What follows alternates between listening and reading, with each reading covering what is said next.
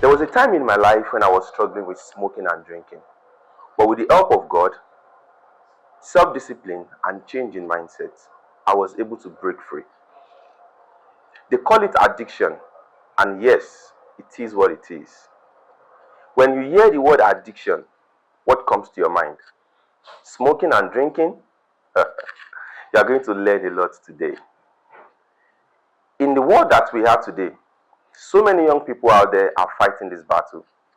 And that is why we have come to discuss breaking free. To join me in this conversation is Mrs. Adunola Adebote. Mommy is a retired vice principal, a certified counselor, she's an author, and an emotional wellness educator with decades of experience in mentorship, education, and personal development. She is also passionate about helping people to navigate emotional healing, personal growth, and helping them to live a purposeful life. Mommy, thank you for joining us today. Thank you. How are you and how are you doing? I'm very good. Thank you for having me. Okay, so like I was saying earlier, I said, some people think addiction is all about smoking and drinking. And, I know there is more to addiction. So I want you to, give us a deep meaning of addiction and what are other things people are addicted to, ma'am? Thank you very much. Addiction is very deep. It is more than smoking and drinking. And I want to quickly say that addiction is a chronic disease. It's a kind of disease that makes one to compulsively, underline, compulsively engage in a particular behavior. Compulsively in the sense that even if you want to stop it, you won't be able to do it. So you continue to do it consistently. And that is why it is a chronic disease. A chronic disease most of the time needs a longer time to heal. So addiction can be categorized under chronic disease. And like I said, addiction is in two ways, two major ways. It's either you are into substance disorder. In mental crimes now, they don't want to really call it addictions. They want to call it a disorder. Like you have substance disorder and behavioral disorder. Substance and behavioral disorder. Yes. Substance in the sense that everything under substance can be either medicated or non-medicated. That is, you can have some addiction under substance, taking a prescribed drugs. Okay. That will make you at the long run addictive. So such drugs. And then there are some that are non-prescribed substance, that they are not prescriptive drugs, but maybe you just feel like taking them. Okay, and that we have different kinds of that. You have opioids, we have cocaine, we have other things, heroin, a lot of it. So that is why we say, some in some crime, the cannabis is a prescribed drug. Okay, it is allowed in their crime. But I know that in Nigeria it is not allowed. Okay, when you have marijuana, cannabis, they are not non-prescriptive drugs in our own crime here. But in some places it is allowed. In fact, you will see some stores where they write cannabis, so you can just get into it, get whatever quantity you want, and take it away. So they believe that some diseases or something, ailments, body ailments, can be cured through that cannabis. But it should be a prescribed dose. But by the time you are taking it more, then it becomes an addiction. You understand? But I know that even if it is prescribed, there is no way, by the time it enters into your bloodstream, there is no way it will become an addiction. So that either it is prescribed or it is not prescribed, it is still an addictive medication, a substance. So that is it. And when it comes to behavioral, the behavioral are just things that you do, behavior that you engage in, and that is talking about maybe gambling, pornography, other stuff, screen overload, being addicted to your phone, scrolling social media and all that, watching porn, then watching film. Some people are addicted to sex, a lot of it. Okay, so those ones are behavioral. They are behavioral because it is a behavior. It's what you do. You are not taking substance, okay, but you behave in a particular way. Even if you want to stop, you won't be able to, because and another thing that comes with addiction is that it's changed the brain chemistry. So the prefrontal cortex, that is the decision making part of our brain, is being affected. So that is why most of the time when you engage in such behavior, it gives you something like pleasure or entertain you. So we call it dopamine. When dopamine is being released into your system, you will feel happy, and your brain craves it. Anytime your brain craves, you want to feel the way you felt yesterday. So you want to try it again. So little by little, you keep going deeper and deeper. And one thing about addiction is that, for instance, if you are taking a little quantity, it will get to a time that little quantity you are taking won't be enough for you again. You keep wanting more and more. That is why it gets bigger and bigger, and it will be uncontrollable. So that is what addiction is all about. Wow, that is deep, right? So because initially, I know that most people feel like when we talk about addiction, we talk about smoking, those that use the and from your explanation, I've been able to differentiate between the behavioral and the substance. Right. So, mommy, I know very well that this addiction has effect on health. Right. So, what can you say, or how do you advise people out there based on their health and addiction? Thank you very much. And when we talk about addiction too, I want us to look at, there is one forces, that controls addiction. The first one is compulsion. That is compulsively. When something is compulsive, it means that it's irresistible. You cannot stop it. Even if you want to stop, even people are asking you to stop, even if it is injurious to your health, you cannot stop it. So another thing that goes with addiction is consistency. Okay, you continue, you want to do more of it. And another C, that's the third one, is craving. You crave for it. Your body wants it. You want more of it. And then the other one is self-control. You will not be able to control yourself to stop.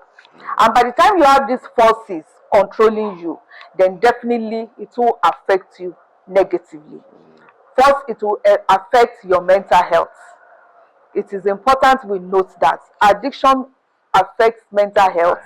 Yes, it will affect the way you think. It will affect the way you relate with people. It will affect the way you even take care of yourself.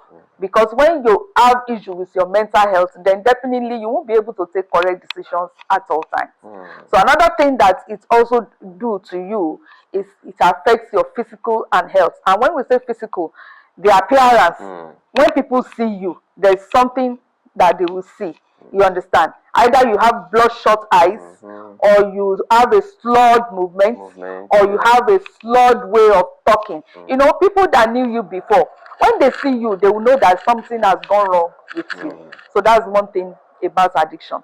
Another thing addiction also do to people, it affects relationship. If you have any relationship, you can't go on. For instance, if you're into pornography, you can't expect all those things that you watch. You want to transfer it. And at times you are not even satisfied with what you have. You want more. You are craving for another thing. And definitely it ruins relationship. That is one thing. Another thing is when you are in school, it affects your academics.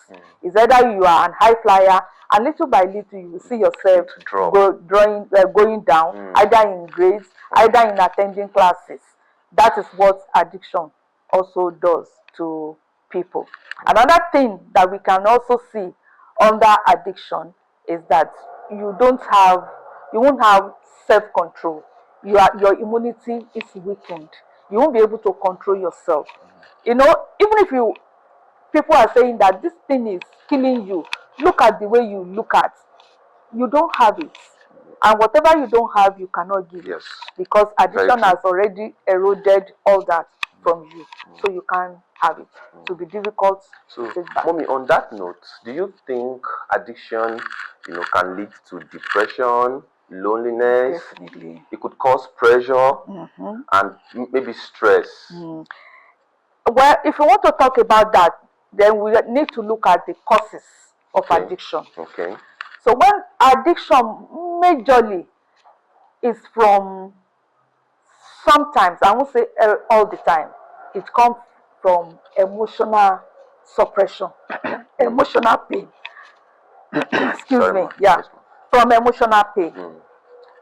If you are going through a trauma and you are not able to control yourself, then you want to indulge yourself in some things that will bring relief onto you, or something that will make you happy.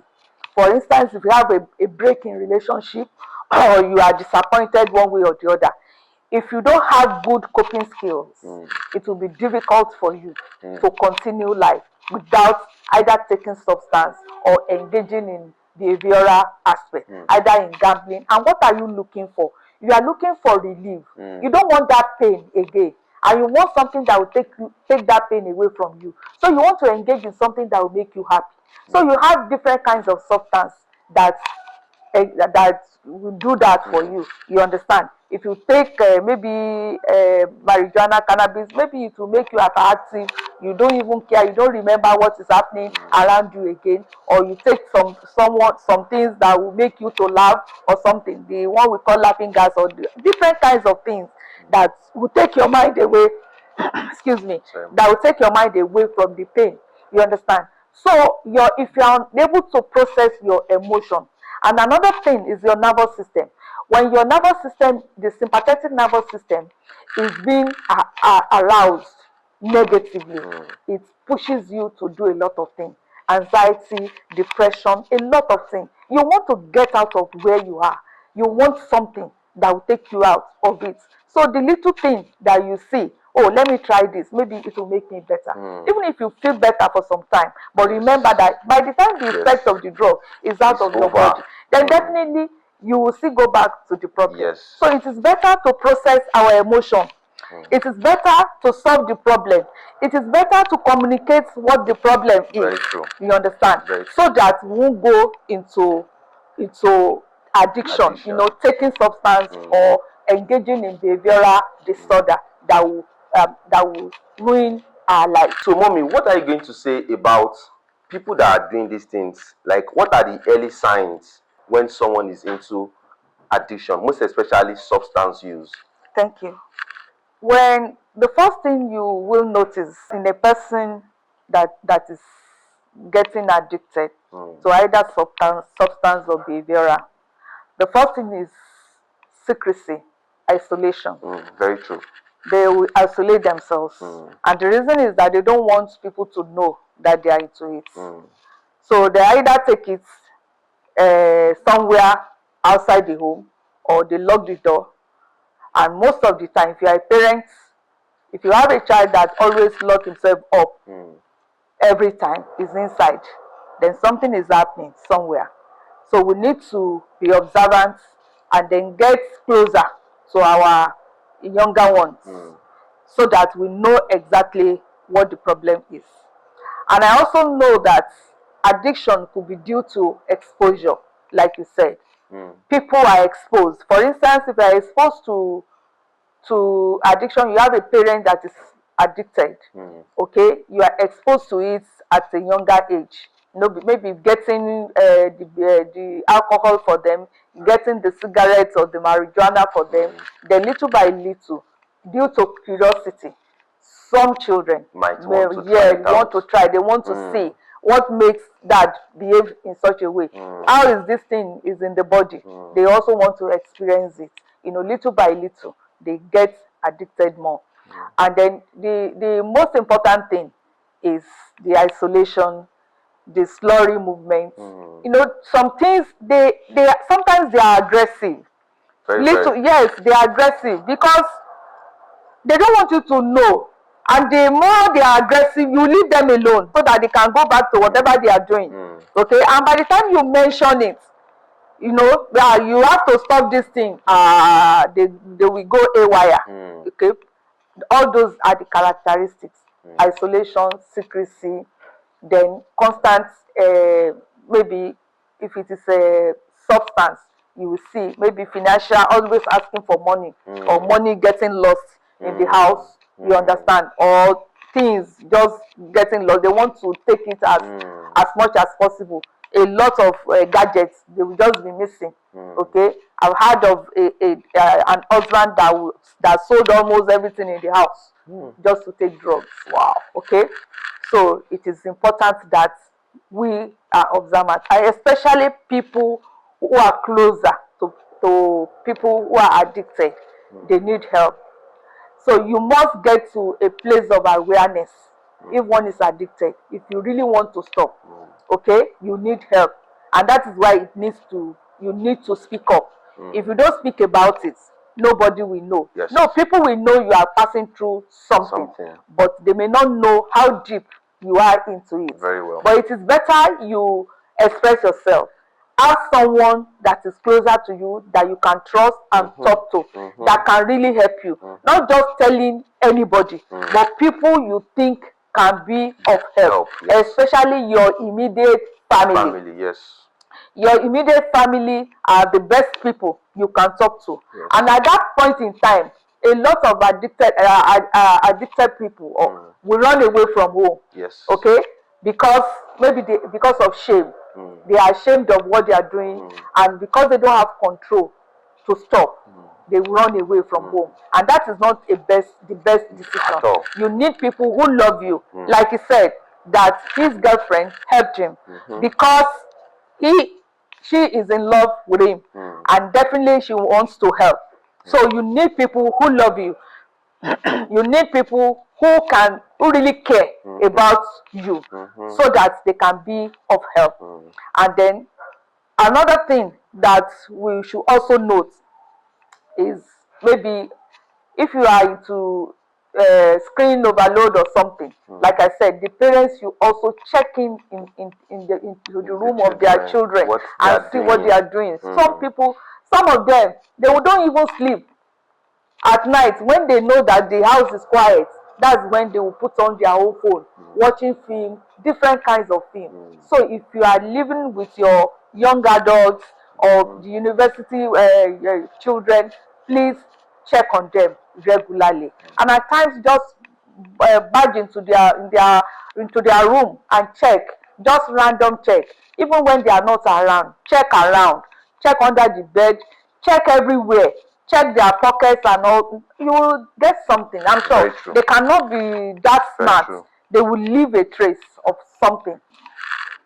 So, mommy, for someone trying to quit addiction, right?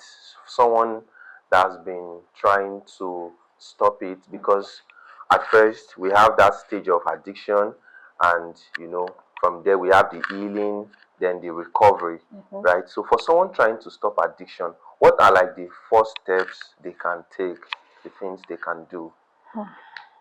Thank you very much. The first thing you need to do is getting awareness, because if you want to stop, it means that you are aware that this thing is bad. Yes. But I need help. Okay? Being aware of your situation, being aware that I need help. Okay? And then I said the other time that you look for someone that you trust. Not someone that will just be talking about you everywhere. Someone who can provide solution. And then we also have other parastatals that we can get to. You understand? We have hospitals that are in charge of this. And then we have organizations too that are in charge of all these things. You just need to call on them, or just walk down into the place and say, this is what I'm facing. you know, because most of the time it is difficult for them to do, because sometimes they are ashamed of themselves. It's very You difficult. understand? Like So a person going by himself. so it's difficult. So that is why it is good to involve someone. Tell someone that is closer to you. So that person will be the one to make the inquiry of, oh, if I have a person, if this person is doing this, this and this, what can we do? How do we go about it? So the doctor will now tell you, okay, bring him or bring her or something, so that at least the step, it will be one step after the other. And then another thing you can also do on your own is that we have different apps too. Apps that you can, in fact, it's not that the apps will help you to stop, but at least there are some things you can do on your own.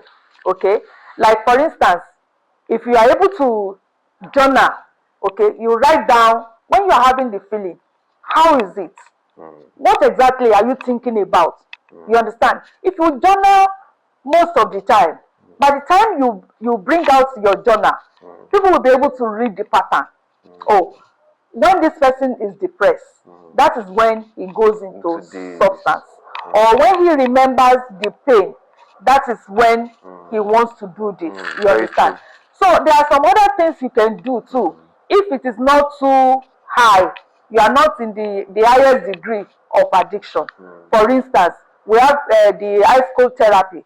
You can do maybe just get into your bathroom, but anytime you are craving for either watching pornography or smoking, you can just take a cold shower, and at times you just chew a gum. You understand? You just have something in your mouth, because smoking, you want to put something in your mouth. So and then addiction is that you can't just take it away and not replace it with something. There must be something you replace it with. So it is important. So just look at what exactly is the problem, is the challenge you have, because you have different things you need to do. For instance, those people with eating addiction, most of the time they will say they will just put toothpick. You know, when you eat, okay, you can just put toothpick in your mouth, and you will see a lot of it. Some people will just be going about with toothpick in their mouth, so it will just give them a feeling that they like just finished eating. Okay, so that's why they are picking their teeth or something. So you have that. Then at times the gum, you chew gum, at least something is in your mouth. You won't want to be smoking at the same time be chewing gum. So you can also do that. That even reminds me, because one of the things that I also did when I was trying to quit was replacing it with something else. In fact, I did research on myself, by myself I mean, and I realized that this thing is something that is everywhere, and you have to be sincere enough to yourself to, fight it. So I got some information when I was making research, and the best thing I feel I could do, because when I checked, it could cause the liver problem, it could affect the kidney, it could have a lot of things, right? So I just chose that, okay, since this is what I am doing, let me just replace it with water. Right? So most times back then, when I have the urge to, do this thing again, I just take water. I drink enough of it. So before I knew it, I, fell in love with taking water. So in fact, the last time I went to see my doctor, he said, that there's improvement. That I can see that I'm taking enough, a lot of water, and I was really happy. One of the reasons why I'm good enough to talk about this thing now is because I have overcome it, and I want people out there to know that there is possible. Yes, there is nothing impossible. Just put your mind to it, and like I was saying earlier, I replaced it with water, and before I knew it, when the urge comes, I just take water. Sometimes while I finish taking water, I try to study the word of God, because we can't take God. You can't take it out away of this thing, right? And I believe with God everything is possible. Right? So I feel like there are other things some people can do. And do you have something to say, ma'am? Yes, I have something to say. Other things, you can have handballs. Okay. that if you have the call it fidget ball, you just put it in your mouth like the tennis ball. There are softer ones that you can just hold into your hands when you are feeling maybe watching something. Just do something. You are active, okay? And at times you can also do exercise. You move. By the time you are moving, it will break that. Oh, no, it's like a loop. Okay, it will come to you as if telling you to go and do something now. But if you can break that loop, that desire will break. You understand? So by the time you feel like it, go to the shower, or you have cold water, just splash it onto your face, or ice block, splash it. For some people, if it's a urge, they can even use a rubber band. Just put it around and hit your hand, the urge will break. But it's only that if the addiction is so high, that rubber band cannot do anything. You understand? For instance, if you are into substance, no matter how much is it, the rubber band will just, maybe you are talking about pornography or something that is not very, very deep. The rubber band it will work, but not for deep addiction. Addiction is deep. Yes, it's deep. Very deep. It's deep. And then the another thing that I think they can also do is self-control. It's a skill, like I said. It's a skill that you need to improve on. Yes, we all have it. You understand? But developing it to a state that will make you to run away from bad things. Okay, you have self-control, but some people, they don't have enough to debar them from doing bad things. So you can develop yourself, okay, gradually. If you, for instance, if you are overloading yourself with screen, or you are always watching on social media, give yourself time. If it is 30 minutes, you are free. By the time you are able to stay free of social media 30 minutes in a day, reward yourself. Oh, this is nice. Then tomorrow, also try. Little by little, you will see that for a whole day, you may not even move near your phone. Another thing you can also do, for instance, if it is a screen issue or pornography issue, you can just have a box in your room. Drop your phone there, lock it, give the key to someone to take to their room. If your phone is not with you, then definitely there's nothing to watch. So you can also do that to break the chain of addiction. But all these things are, and another thing that you need to do is to process your emotion. We need to have coping skills. Life is what it is. It is not possible you have it easy all the time. We should be able to develop ourselves to a certain point where whatever that comes, we should be able to handle it to the best of our ability. And then if there's anything we cannot handle, let us talk about it. Let us go to people who can help us. We have a lot of therapists, we have counselors, we have hospitals, we have doctors that you can go to. Don't be afraid and don't be shy. When you have challenges, it is important to talk about it. It is important to know that this is not the end of life, and you cannot continue that way. Something that will ruin you. It is not good for you to continue in that line. You must find a way of stopping it so that you can have a better life. Addiction is not something that is not palatable. We can see a lot of people on our roads who are addicted. Nobody wants to be their friends. And if you really want to be a better person, and I'm telling you, even if you are at home and you are addicted, know that it's not the end of the world. You can still be better. You can still be good. That is why this program is coming forth to you, to know that you can really get out of it. People who are more addicted than you, they broke even. So definitely you can also break even too. So it is better for you to take a step today. So, Mommy, how important is self-discipline and self-control when you are fighting addiction? Addiction is not, it's when you are starting, it's not that you wanted to be addicted. You understand? You are trying to explore and you want that enjoyment. You want that thrilling. That's why you continue. But if you are self-disciplined, it can help a little. Okay? It can help you a little.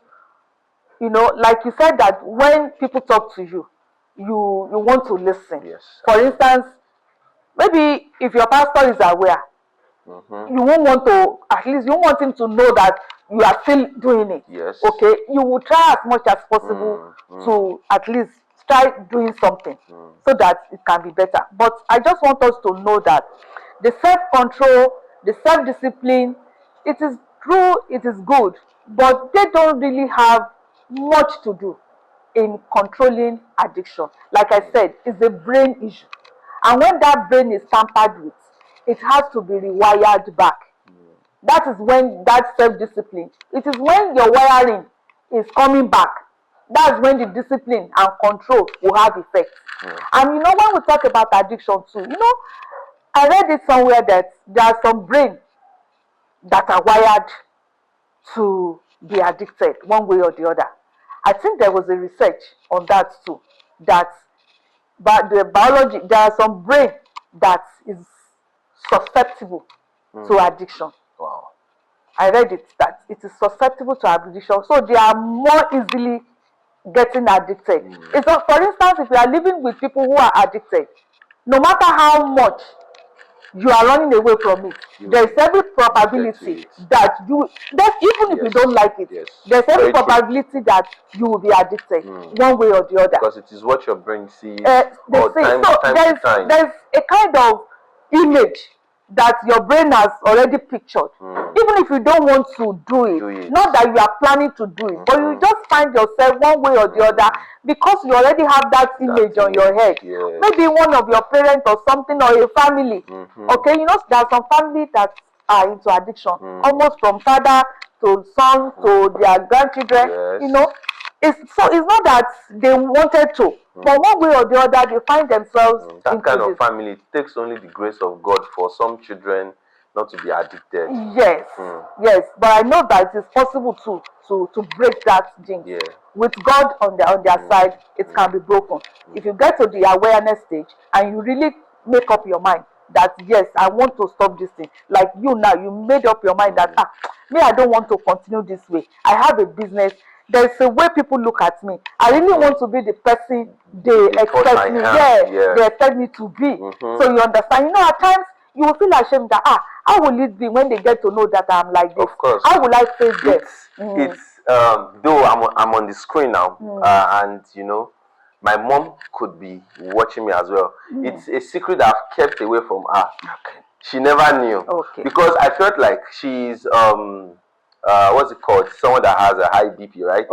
So I feel like, and she's always telling me, Emmanuel, oh for coming ballet, this one, that one. So it's something I kept away from her, right?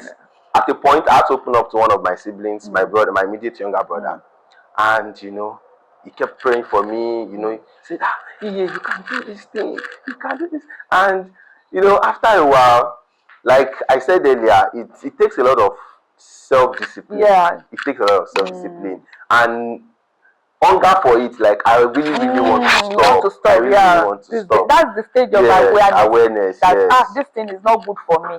I need to stop it. And then you'll be looking for a way to stop. You understand? That's it's also good to have someone holding you accountable. It's also good because then you know I have someone that calls me, Alpha, how are you feeling now? Have you done it? Have you done it today? This one, I say, I know, I'm fine. So it's always really good. So that's why it is. And then when you have therapists, that's what people do. For instance, your counselors, your therapists, they just hold you accountable. They will tell you what to do, but they won't do it for you. But they can just check on you. They can call you. They can give you maybe something to do. Okay, read this or do this. Very true. Do this 5 times. Do this breathing exercise, journaling. No, all that is just to take your mind off the problem. So by the time you are able to do it for like 41 days, you are almost out of it. Yes, very true. By the time 41 days, whatever you are doing, if by 41 days, if you are able to not to do it, that thing for 41 days, you are the problem is absolved. Cigar, moti, shit. 41 days, the problem is almost solved. So, mommy, what encouragement would you give to those that relapse? For relapsing, I want you to know that it's not that you are weak. That's why you relapse. No. It is common to addiction. to relapse. Mm-hmm. People with addiction, Yes. they relapse. Very true. It is possible. Yes. You understand? Not because they don't have the willpower or they are not self-disciplined. Like I told you, it's the brain issue. Yes. So when the brain is not totally wired, 100% back to its normal state, or maybe there is an opportunity, or maybe the environment where you live, you see it every day. Yes. You can't.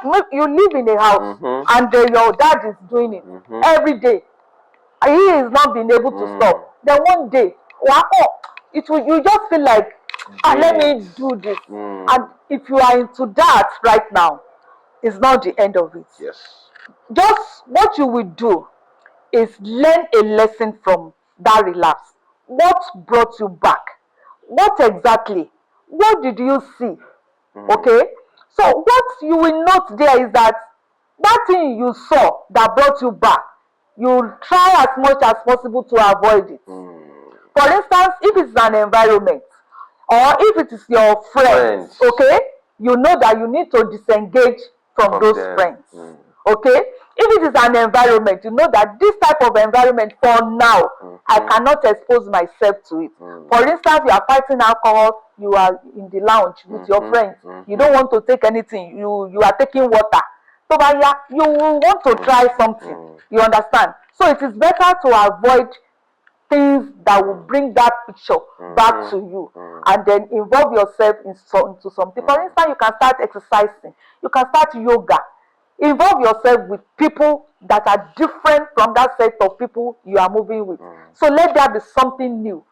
Create something for yourself, something new. If it is screen, don't go near screen issue. For instance, because there is no way, especially when people are not there, one way or the other, you want to go back. You can also block some sites. Yes. Okay, you can block them. Add site blockers. Yes. You block them so that they don't pop up. Okay, even if you want to open them, you've already blocked them. You understand? So it won't open. Most especially for those battling with sexual addiction. Yeah, addiction. Yeah. Because sometimes, when we are online, most especially Chrome, I can't remember this other website, I think Phonics also, they just pop up some kind of nasty things. So that's why I uninstall Phonics from my own phone, because last times we were just doing something, they will just pop in something, I uninstall it. And I know that all young people too. There are some people that said, I remember that I was in a church. Someone just said that he uninstalled either Instagram or X or something. I don't know what is happening there, but at least he said that for his own sanity, he uninstalled it for now. I have learned something on consecration. My youth pastor told me, he's an amazing guy, and he said there are times in the year, like every year, he does it every year, whereby he uninstalled every social media on his phone, including WhatsApp. And he does that just to keep himself on check. Okay. If he is addicted, I can live without this. Yes. And there was a day he was telling us about it, and I tried it. It didn't work. Maybe because of my business, right? But it didn't really work for me. And that's something some people can also do out there. If you feel like you are really addicted to your phone, you can go into consecration for 1 week. In fact, it does like sometimes 1 month, 2 months. Yes, it just uninstall. Yeah, I think on that note, he only allows WhatsApp messages. But Instagram, TikTok, and you just uninstall and stay off. And at times, if we don't even uninstall, you can give yourself some hours. You can say 2 hours on all the social platforms. I want to spend 2 hours per day. Just spend 2 hours on this. When it is 2 hours, time it. Like on my own YouTube too, I have timer. By the time it will just pop up time to off. You understand? I give myself some hours. So anytime it will just pop up that I'm supposed to be off the screen. You understand? And if I'm still busy, I can put it off. But if I'm not doing anything, I just off it and then go to bed or do some other thing. Yeah. So, mommy, recently I was having a thought on how government could help us with this addiction of the thing. Okay.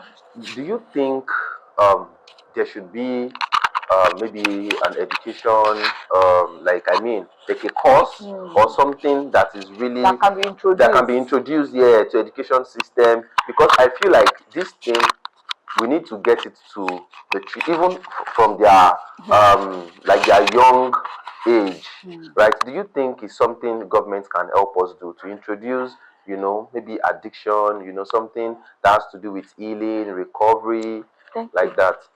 Thank you very much. Uh, if I tell you that addiction is not in schools, I must be lying. And it's not good to lie here. There are some children, even in primary school, who are addicted. You understand? They may not be full, it may not be full addiction, but some of them smokes. Some of them takes hot drinks, the sachets, okay? Because it's so cheap. I think they are even selling it 100 naira. Oh, some 100 naira. 100 naira. So anybody can afford it. So I think there must be a legislation on the part of the government to ensure that all these things are difficult to get. When it was in a big bottle, I know that children cannot go and buy the big bottle themselves. You understand? I have been on a situation in my school at that time when some of our students were addicted. In fact, one particular student, I don't know, he took it in school. I don't know how. Maybe one of them brought it, or it was just misbehaving in the school. You understand? Just rolling himself in the mud. You understand? So if we say it's not there, we are lying. So we have a lot of it. And the government needs to do something about it. In a lot of schools, you have a lot of people selling these things around school premises. There's a particular school that we even have a motel very close. All the women of Easy Virtue, in the morning, as the children are going to school, they are sitting down in front like this with different kinds of dresses in the morning. And then all those people selling all this alcohol, they are there too. And the children, we saw them. How many of them will we chase away? Immediately they see us, they will run away. You understand? And how are we sure that those children, when we go, don't go back to the motel itself? And I remember that I wrote a petition. No, there was let me just keep it, because I think we need to, it's something the government needs to look to address. You understand? They need to address it. You understand? When we say the standard of education is falling, what exactly? What are the causes? What is the problem? What are we doing about it? What is the government doing about it? So it is important we look at that. And then even the people around, the adults around, let us also be our brother's keeper. Either the child is yours or not. I know it is difficult now to talk to children. You understand? Even especially the youth. When they see an elderly person that wants to talk, they will abuse her or him mercilessly. You understand? So it is difficult for some adults to talk to them. Okay? But I think when we see them doing wrong thing, we can still say it. Either they agree or they don't agree. The funniest part of talking, okay, the good thing about it is that by the time that person you spoke to gets home, whatever you said will keep running in his mind. So there is every possibility that that thing you said will deliver him from that situation. Mommy, on this note, do you think the church, or let me say religion generally, should address this issue too as well? Definitely. Definitely, they should. They should. Our pastors, the youths are vibrant in the church. Very well. So all these type of programs should be brought into the church. They can invite a resource person to come and speak to them on the effects of drugs. In schools, there's one thing I wanted to mention about schools. It is there is an awareness in school that drug, because I know that on morning assembly we talk about drug abuse. Okay, different kinds of addiction are also mentioned. Okay, very true. so they are aware. It's not that they are not aware, but what we're saying is performance. Okay, to ensure they know Okay, but they still see these things are available to them. So how there must be a control. Yes. So if there is no control, if I have 100 naira, I can buy it. So if I have 200 naira, I can buy my I think it was in the news sometimes that the government wants to. We had it that the sachet, the we had it, jar. but we also had that the people who works in those companies were also fighting that that's their means of livelihood. But we should also think about it. If these children are our own direct children, do we now continue in this line and allow their future to be ruined because we want to make money? Are there not other ways where our money can be made? At least before now, they've been selling all these things. People who can afford it, they've been buying. Why now make it so everywhere? So that's so cheap for the children to just buy 100 naira and then go with it. Either they are written in the money or not. You will see it in their pockets, school children pockets in the morning. They will use it in their pockets. By the time let people go to school one morning on the assembly, ask the children to empty their pockets. I'm sure that you will not see less than 10 students or 10 pupils with that sachet in their pockets. So we have to know what we are doing as a country. So, mommy, for some people, they feel like they are not addicted and they like to take substance, maybe alcohol. Like you said earlier, cannabis is prescribed for some people, but not in Nigeria, right? But African mentality now, I feel like some people are not addicted. In fact, some people will tell you, I'm not addicted to this thing. I just use it occasionally, maybe for events, weddings, and all of that. What would you say to such scenarios? Is alcohol allowed for maybe occasions? And what advice would you give for those that are listening to us right now so they don't get addicted to it? Thank you very much. Alcohol is not taking alcohol for non-believers is not a crime. But if you are a Christian, but I don't think Muslims too, they take alcohol. They don't. So if you are religious, I don't think alcohol is permissible in any of the religion. I don't know of traditional religion. But I know that aside from either it is allowed or not, I want us to look at the point of health-wise. What is it really doing? What benefits does alcohol have on you? I think I read somewhere when I read that alcohol does not have any positive benefits to human body. Very true. So if it doesn't add any value to your body, so why are we taking it? Health-wise, scientifically, it doesn't have any benefits. Okay, and then the more you take alcohol, the more it changes the chemistry of your brain. It changes the chemistry. The more you take it, the more your brain is altered, the more it affects your decision-making ability.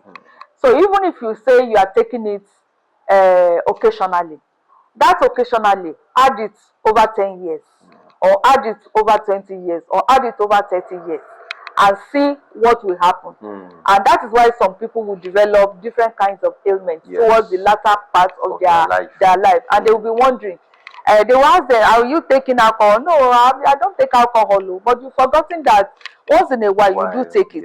You understand? So it's different from people who doesn't take it at all. So you cannot say you don't take it. It may not be regularly. You understand? So when doctor asks you, are you taking alcohol? You should remember, occasionally. Remember that when you go to party, you do take it. So tell doctors. And that is why different kinds of ailments that we cannot explain comes into our body. So We have different kinds of wine that is not alcoholic that we can take. We have beverages we can take. We have juice we can take. And then you can also make all these things yourself at home. You understand? You can make smoothie. You can even juice all those things yourself. You feel like you put it in your fridge. And when you are ready to drink it, you bring it out and take it. You understand? Just for you to feel relaxed. And if you go out, you are with your friends, take something that is very mild, that is not alcoholic, for the good health. So that's my own take on that. So, are you condemning alcohol? I am not. Okay. I am not condemning it, but I'm thinking that it is not beneficial. When something is not beneficial to a human being, wisdom is profitable to direct you as a person. You understand? But for me as a Christian, it is not something I subscribe to. Of course. You understand? Of course. So, and then you will see a lot of us, you understand, even before now, before we become Christian, we've been taking it before. You understand? Maybe a little wine or here and there. But once you understand? you are born again. When you are born again, and then you should also look at it. And then by the time you look at it, that is not beneficial. You understand? Why are you taking it? When something is not beneficial to you. I've heard of some people that takes what's the name of this drug again? Is in the likes of Karaole. Probably they are into labor, they do heavy works and all of that. Do you really think those substances give them energy? Well, I don't think so, because at the long run, by the time you are into substance, it doesn't even give you energy, because it saps your energy. It weakens your immunity. Yes. When your immunity is weakened, you don't have energy. You understand? Because I remember there was a particular time that all these concrete people, they came to my place, they were working for me, and there was a particular guy, I've been observing him. Okay. He didn't take anything. All the marijuana they were taking, so he did not take it. But I now notice that those people that took alcohol, all these small bottles, bitters, they were very tired. By the time they were getting to maybe 8 p.m., they were tired. It was only this boy that was standing, and he did not take anything. And I called him, and I said, Shola, come. I didn't see you taking something. What happened? Are you taking any other thing aside from? He said, Mommy, don't mind them. They thought that when they take all these bitters, all this marijuana, it will give them energy.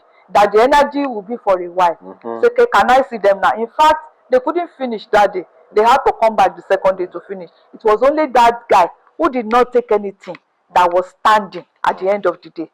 So that is to tell you that even if you are taking the substance, it doesn't add anything to you. If you can be hyperactive, but immediately that thing wears down, you become the normal you. If you cannot speak, you become that low self-esteem person. So it's better you work on yourself. Work on your self-esteem. If you have problem with self-esteem, talk about it. Then learn.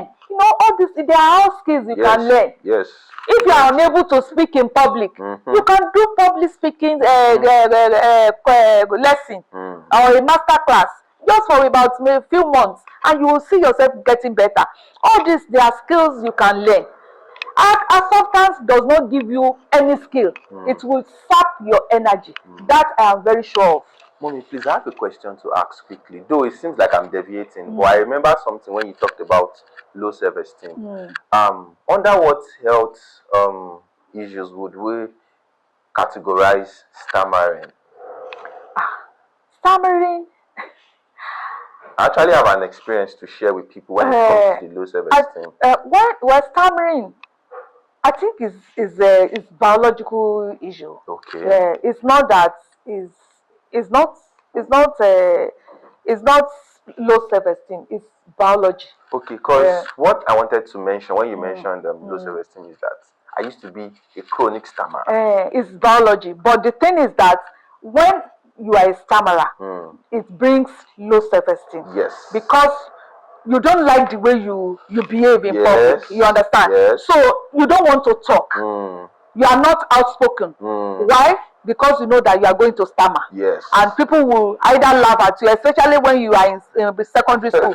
All your mates will laugh at you. I have a story to tell. You don't want to talk about it, but I know it's something one can get out of. Course. Okay, I used to be a chronic stammerer. You understand? So it's something I think it's just speech training.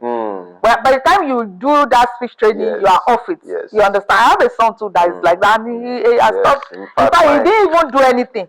You understand? Little by little, and you know, at times when he's angry.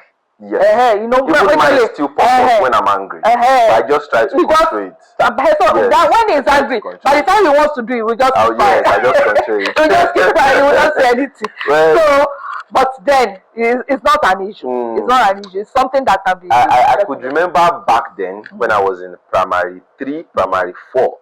So we're about 35 in class then, and you know, I have like 3 of my friends that we were topping the class. Okay. So as a result of my stammer, when they ask questions in class, I know that this thing, I know it. But that's when I want to say it, I'll just keep quiet. So one day I told my mom, Mommy, this thing, I want to stop it. Like, so she sat me down. So anytime I'm talking to her, if I'm trying to stammer, she say pause. Yes. Say it again. And before I knew, in fact, I stopped stammering maybe in GS1. So that's it. You understand? It's just training. It's speech training by the time, and then you don't rush to talk. You understand? When you stammer, you just take it slowly, one after the other. Because it really affected my self-esteem. But because I knew that I was brilliant, so I must find a way out of this thing. I just told my mom, Mommy, this thing, in class like this, all these girls just be laughing at me. Okay, so Mommy, I feel like there are some people that die with this addiction of a thing. Probably it is too late for them to stop or something. What can you say about that? Yeah, you know, in the beginning, when I was talking about addiction, I said it is a chronic disease. And when we say something is chronic, it means that there's every likelihood that it can kill. So addiction, not that you can't get out of it, but when intervention is late, it kills. For instance, if you are addicted, you took a lot of alcohol, and maybe on your way home, you are driving late in the night, you can't really decide well, you had an accident, anything can happen to you. You understand? So that's one. Some people will fall into a canal. That's the end of it. If they didn't drink, they won't get there. Of course. You understand? So, but aside from that, when it comes to the health aspect, you know, we're talking about mental. Okay? So we'll look at it from this category. So the mental issue, for instance, if you are addicted and your mental health is being affected, you understand. If you are lucky enough, you get out of it. You are hale and hearty. You understand. Some people won't be able to make it. You understand. And when we talk about the physical and the health aspect of it, if your liver, your kidney is damaged, if your heart is damaged, you take alcohol and then your heart is burnt. I remember there was a picture of heart that was so black. You understand? It's supposed to be reddish and nice, and then it's black. You understand? No blood, everything is dried up. Definitely, it will end up badly. So, and when you see people like that in that stage, you will see them bloated, especially those people with alcohol. You will see their body bloated, their eyes, their faces will be bloated everywhere. The kidney, I don't know. So the kidney had an issue. So you understand, and they may not even have enough money to take care of themselves. And the problem with addiction is that it's not something they can stop.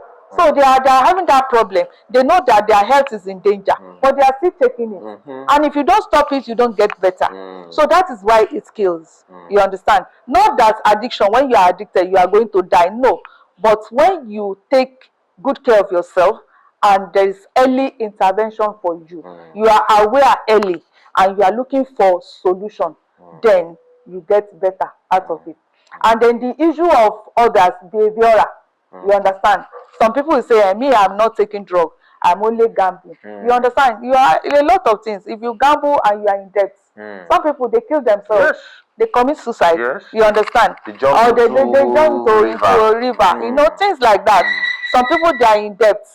Some people, they are into legal issue. You understand? You know, a lot of things. I've even heard of some people that had to sell their cars. When you sell all your property, you sell your property, you are into substance taking, you don't have any money, you look at your life. You know, why everybody has gone, your wife, your children, you are all alone. Suicidal thoughts. You know, some people, even addiction, it brings suicidal thoughts normally. Yes. You understand? Some people just want to end their lives. Why? Because they are already depressed. When you are depressed, the way you think differs. You understand? If you are lucky enough, you get out of it. But if you continue to get depressed and you are still into all the substance or the drinking, at the end of the day, you end your life. And that is why we are here today. That we don't want you to end your life. We want you to get better. And we know that this is not something you can do on your own. You need assistance. So it's better we talk about it. Look for people or places you can go. We have rehabilitation center, government rehabilitation center that you can go to. It is not psychiatric. You understand? It is anybody can get into it. You understand? It's not that you are weak. That's why you are into it. Like I said, that some people, it is drugs predicted to them by doctors that make them addicted. You understand? That they cannot do without drugs. Those drugs. It is also addiction. Because you are taking a drug. If you don't take it, you are not better. It's the same thing. You understand? At the end of the day, all the negative effects of the drug will be the end of that person. Of course. You understand? But what we are saying is that we can always get help. Let us get help when it is early. So talk about it now. Don't be afraid. Don't let low self-esteem or shame debar you from getting the help that you need. So, Mommy, on that note, what does healing really mean to you? Well, healing from addiction, it is not magical. It will take time. Because it's not something that started today. It's like you are healing from emotions or anxiety, and you want to get it now. You can get relief from maybe doing some exercises and breathing exercise and all that. You can get relief. That doesn't take it away totally. But over time, you get your healing if you go through the process. Your healing, number one, you notice that you are being healed when you don't have the urge, the craving, the constant craving. Is the craving now. You don't crave for it every time. For instance, if you are addicted to your phone, if you are able to leave your phone for 30 minutes, which you don't do normally, it means that there's an improvement somewhere. If you are taking 5 sticks of cigarette in a day, and at the end of the day, today, you are taking only one, there's an improvement. Okay? What we are going is 0, but now you are 1, 5 to 1. So which is nice. Then gradually, you will see, even when you will see the progress. You understand? And then you need to hold yourself accountable or get someone to hold you accountable. You need help. You need help. So that's when the healing comes. For you, if you are into pornography, if you are able to, you know, I looked at, I think I had someone giving testimony of pornography, that even in our office, she still watches pornography. A lady. Wow. Not even a man this time. Wow. You understand? Wow. So to see, and then don't take God away from the situation. You need that prayer. It is only that prayer that will keep you constantly in check. Okay? Praying for that divine help to help you. You understand? Wow. So that's when you can you stay away from it. But if you notice a reduction, okay, not total abstinence now, but you notice that yes, I can do without it for 1 day, for 2 days, then to 1 week, to 2 weeks, to 3 weeks, you will see the difference in your life as a person. You understand? So that's what healings look like. But it's not magical. It's not something you can say, me, I'm not going to take. Even when you say you are not, there's every possibility you relapse. You understand? But that relapsing learn a lesson. Don't judge yourself and don't continue with it. Know that, oh, okay, I relapsed today. Tomorrow it won't happen. Determine in your heart that this will not happen. I'm going to get out. And then say to yourself, affirm to yourself. Affirmation is very strong. Very true. Very true. Positive affirmation. Yes. Especially those biblical affirmations. Yes. So affirm, look at it. What are the things God said concerning me? Yes, I am free. Free from all these things. He said, whoever he has set free, he is free indeed. Yes. You understand? When God has set you free, addiction cannot hold you down.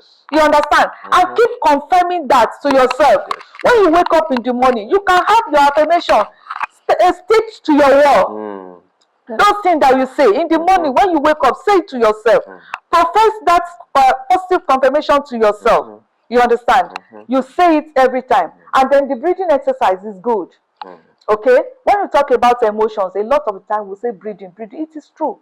And why are we talking about it? There's something we call vagus nerve. It's around here on our body, on our neck. It's the one that we call it the vagus nerve. Is the one that activates our parasympathetic nervous system. The parasympathetic nervous system is the good nervous system that heals you. Okay? It brings healing to you. It's the one that will tell you that this is good.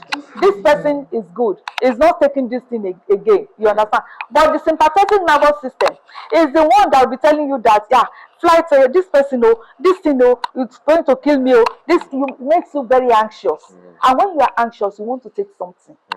You understand? So your sympathetic nervous system, if it is always on high drive, there is always addiction, there is anxiety, there is emotional suppression, there is emotional pain. A lot of things comes out. And that is why I'm passionate about nervous system, that we need to regulate it. You understand? We all have it. But the way we look at it differs. There are some sicknesses. When you get to hospital, they don't see it. They'll say there's nothing wrong with you, but in your body, you know there is something wrong with you. We call it psychosomatic problem, disease. You understand? You'll be feeling the disease in your body. You understand? But the doctors can't see it. They can't see it. Wow. Your test won't reveal it. You understand? It is your brain issue. You know, when your parasympathetic nervous system is not activated, there's no healing. But such people, they can't sleep well. And if you don't sleep well, your cells will not regenerate. Of course. No healing. You still wake up normal, tired.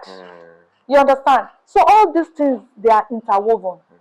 So when your nervous system is not regulated, you don't have that healing that you need to have.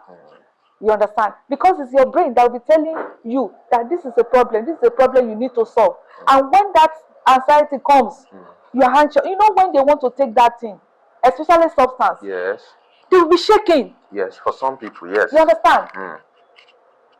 If they don't take it, maybe they even have hours that they're supposed to take it, and they don't take it at that time. They can't think straight. They're anxious, as if something is going to swallow them up. Whereas there's nothing. Wow. But that's what your brain is telling you. Your sympathetic nervous system, that's what is telling you that there's a problem. There's this problem. You have to run away. You have to do this. You have to do that. You have to get it now. You have to get it now for you to get better. Whereas it is not so. It is not so at all. So it is the way your brain is wired. And you need to unlearn those things. You need to unlearn it. It is when you unlearn it, that's why you can have a good life. And I know that healing is possible. Very possible. It's possible. Thank you, ma'am. So that's it. Mommy, how do you feel about today's podcast? Wow, this is wonderful. Yeah. I am fulfilled. I love this opportunity, and I want to really thank passion to fulfillment. Yes. In fact, it is a wonderful program, and I pray that the Lord will take you higher. Amen. Your voice will be heard in high places, even beyond this climb. The Lord will help you. I know that there's someone somewhere who needs this. Yes. That is why it is coming out, and it will fulfill the purpose by God's grace. Yes, so I really appreciate this time. And I also thank you for this beautiful me. Thank you so much. I appreciate you. To say thank you, ma'am. Thank you. May the Lord bless you and continue to go higher and higher. Yes, Thank ma'am. you. Yes. Thank you so much. This is how it has been from passion to fulfillment. To our audience out there, if you have been listening, if you have been following us, we want to say a big thank you. Please don't forget to subscribe, share with your friends. Addiction is everywhere, it's rampant, it's everywhere, and you cannot fight this battle alone, right? You need to speak up, you need to, learn about it, make research, the health implication, a lot of things. It causes a lot of damage to you. So don't stop watching. See you on the next episode. Thank you.